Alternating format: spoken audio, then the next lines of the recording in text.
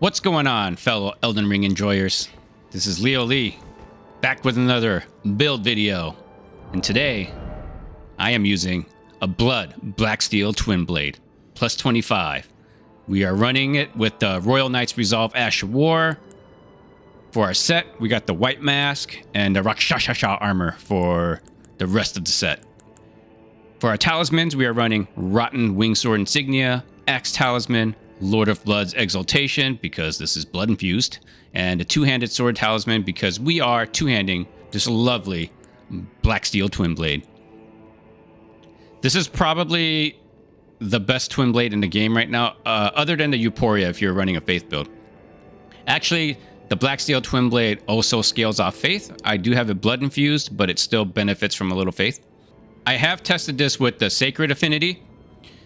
Technically, that one gives you a higher AR, especially when you're coupling it with the Golden Vow and Flame Grant Me Strength.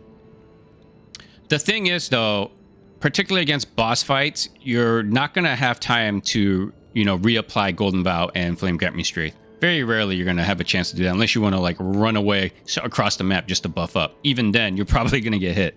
Plus, you got to worry about your heals and your FP, so I have decided to blood infuse it.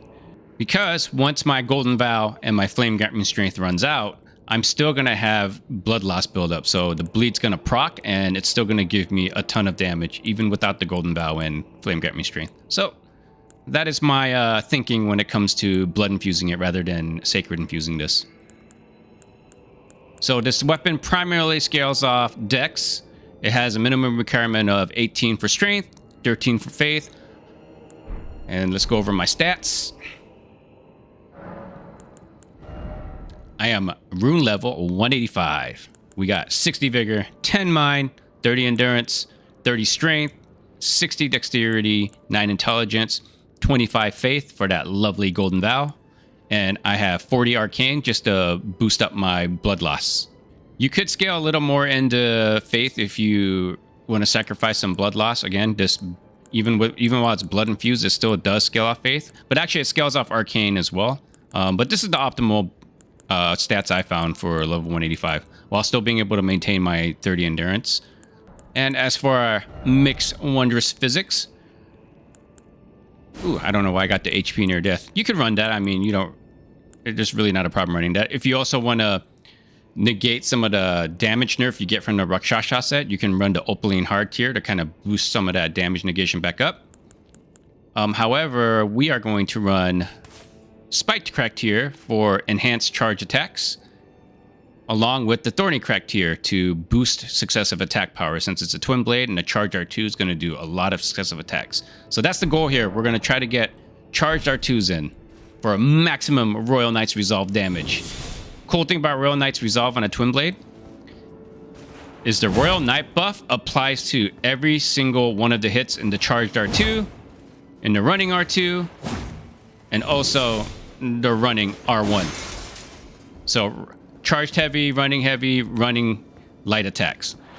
The Royal Knights Resolve is gonna buff every one of those hits, which is freaking fantastic. All right, so to start, we're gonna test this out on those lovely dual blade knights in the private altar here. The enemy type that everybody loves, next to bestial knights. Anyways, let's get our buff going on. Oh, I had the wrong thing. All right, let's try it again. Let's get our buff going on. Golden Vow. Some Flame Grant Me Strength. We're gonna get our FP back up. All right, drink our physics. We're gonna apply our Royal Knights now and sneak up on this guy from behind. Don't want to catch his attention. And do a charge R2. Boom. 10,219 damage. Was that? One hit. One hit wonder. But that gives you a little sneak peek into just how powerful this build can be. All right. Now, let's test it on some bosses. All right. So, we are at the Dancing Lion. I'm sure I'm going to be able to get some charge R2s off of this boss. That's the other thing. Some bosses, you're probably not going to be able to get too many charged R2s on. So it might behoove you to do running R2s instead. So if you do that, you want to switch, you know, maybe a talisman around and change your physics flask setup. But we'll go over that when I get to the, like Rellana, let's say. Rellana's really mobile, so she's going to be one of those bosses where getting a fully charged R2 is just not going to be a good idea. All right, let's get our buffs going. This probably won't last through the door animation, but oh well. We'll give it a go anyway. We'll drink our flask now. All right, hurry up. Open it faster. Faster, faster, faster. I wish we could skip these. We will skip this, though. Woo! All right, let's try this again. Hey, at least we don't have to go through that door animation anymore. Get up. Physics flask. All right. The camera gets really wonky against this dude. Oh, you're just gonna cover up my... Oh! He curved it at the last minute there, dude. What the hell?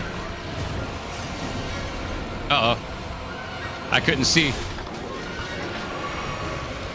Oh. Charge R2 here? No!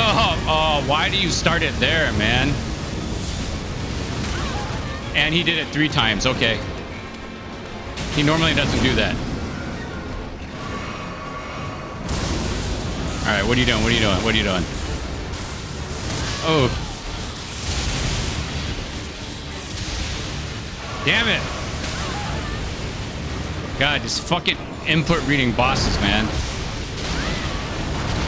The after lightning is killing me. Just keep reading my inputs, that's fine. Dude, this is the most BS phase. Got it there. Drink our flask. Get another Royal Knights. Woo! I can get a charge R2 here? Nope. Oh, nice.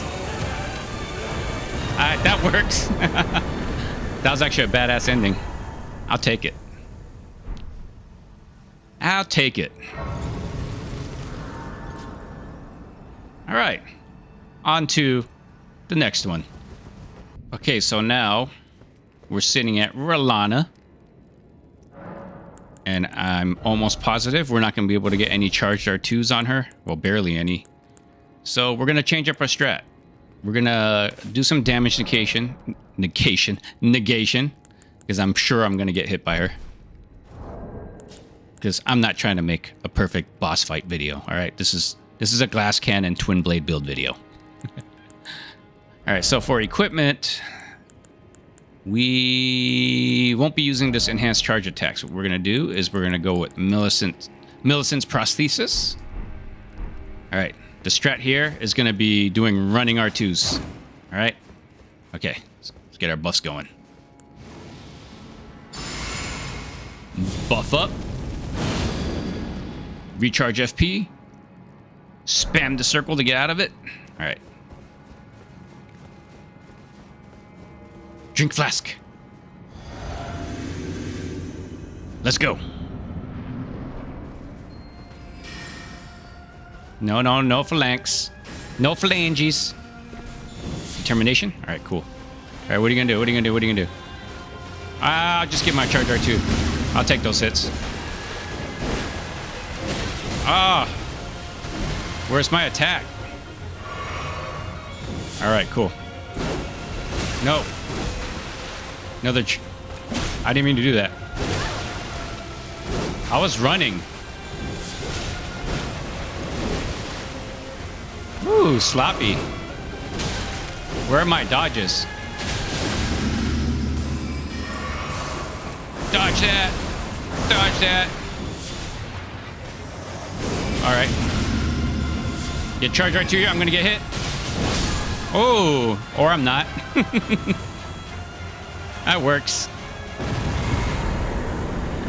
All right. Not too shabby.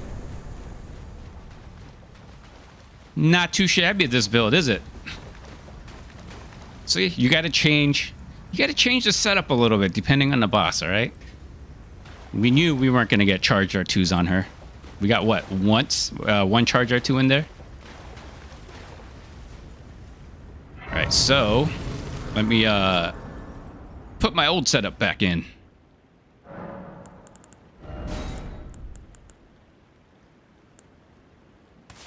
Charge attack. Get our charge attack talisman back in. X talisman. All right. On to the next one. All right, now we got some Queelign action. Mr. Quee Fire Knight. That's vulgar, Leo. Why do you say that?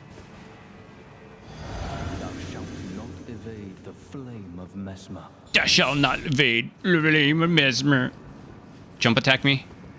Oh, you didn't jump attack me. I'll just get it fully charged in then. Oh, no you don't. How could this be? How could this be? Well, that's simple, my friend. Black Steel Twinblade with Royal Knight's Resolve. And the Rakshasa set. Okay. Moving on. All right. Now, it's time to try it out on the Golden Hippo. By the way, I forgot to mention, so when I do these build videos, there are obviously going to be other ways to maximize the build further. I'm just trying to lay the groundwork for a build idea. You can still use additional items like Exalted Flesh, other types of buffs.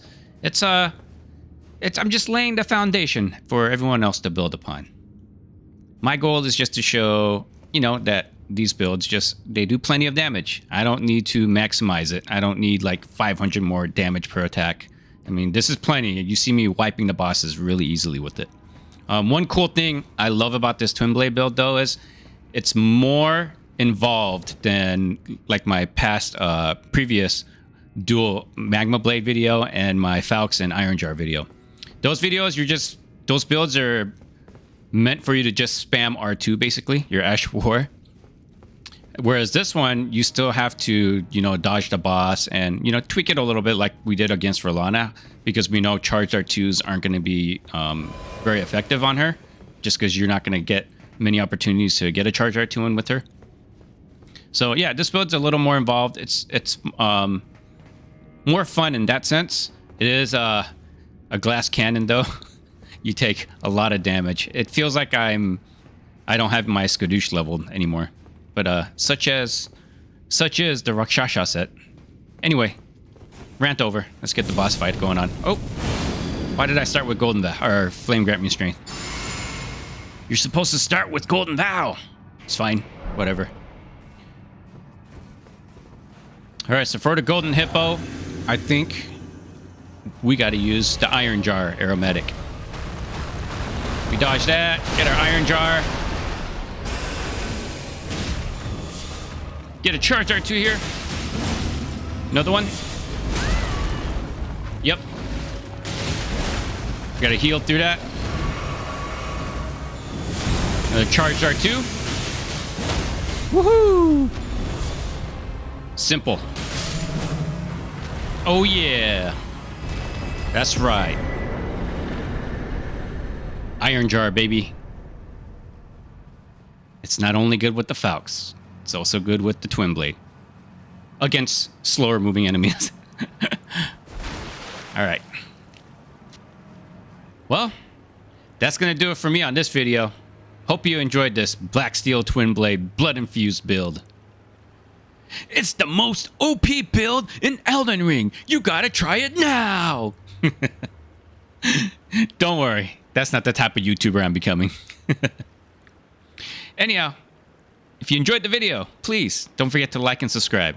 Helps me out greatly, and I appreciate it. Take care of yourselves.